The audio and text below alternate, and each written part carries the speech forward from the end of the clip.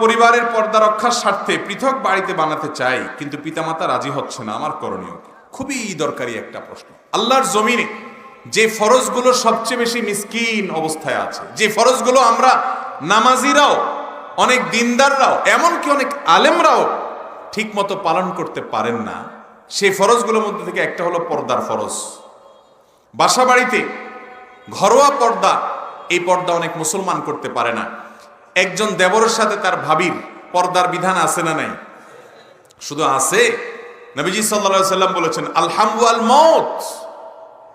পুরুষের জন্য শ্যালিকা, দুলাভাইয়ের জন্য শ্যালিকা, আর মহিলার জন্য দেবর। এরা হলো মৃত্যুর মতো।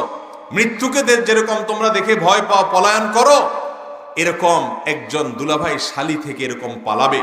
কারণ ফিতনার জায়গা, ঈমান নষ্ট হওয়ার জায়গায়, শয়তান শয়তানি করে এই জায়গায়, এই জন্য দূরত্ব বজায় রাখবে। আর আমাদের দেশে সবচেয়ে বেশি মাখামাখি, সবচেয়ে বেশি বাদরামো যার সাথে করে সে হলো শ্যালিকা। ভাইরা আমার, ভাবিরা সবচেয়ে বেশি আপনার ইয়ারকি ফাজলামি, রসিকতা দেবরের সাথে করে, যেটাকে নবীজি সাল্লাল্লাহু আলাইহি সাল্লাম মৃত্যু বলেছেন, যে মৃত্যুকে দেখে যেরকম মানুষ দূরে থাকে, এগুলো থেকে এরকম দূরে থাকে। এগুলো না মানার কারণে আজকে ঘরে ঘরে অশান্তি, পরকিয়া এবং জেনা, ব্যভিচার ব্যাপক আকারে ছড়িয়ে পড়ছে এবং সংসারগুলো বেখান হয়ে যাচ্ছে, কারণ নবীজির নির্দেশ মানছেন। ভাইরা আমার, এই জন্য যারা আল্লাহকে ভয় করেন, কিয়ামতের প্রতি ঈমান রাখেন, শুধু নামাজ পড়লে ফরজ আদায় হয়ে যাবে, একমাত্র দায় মুক্ত হয়ে গেলেন তা না। নামাজ ইসলামের মূল কাজ, পড়বেন, এর পাশাপাশি পর্দার ফরজও আপনাকে মানতে হবে। অনেক মুরব্বী আছেন যে আপনার পুত্রবধূ, বড় ছেলের বউ, তার সাথে আপনার ছোট ছেলের পর্দা করতে আপনি বরং নিজে বাধা দেন, আছে না নেই? নিজে নামাজ পড়ে আবার ছেলেকে পর্দা করতে, বৌমাকে পর্দা করতে দেয় না। এগুলো জাহালত এবং মূর্খতা। নামাজ পড়া যে আল্লাহ ফরজ করেছেন, এই পর্দার বিধানও সে আল্লাহ ফরজ করে দিয়েছেন।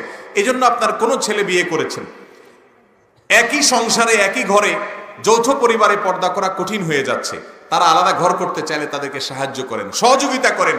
আর ছেলেরাও মনে রাখবেন যে পর্দার খাতিরে যদি আলাদা থাকাও লাগে, কিন্তু বাবা মাকে, ভাই বোনকে, ছোট ভাই বোনকে কখনো ভোলা যাবে না, তাদের দায়িত্ব ঠিকই আদায় করতে।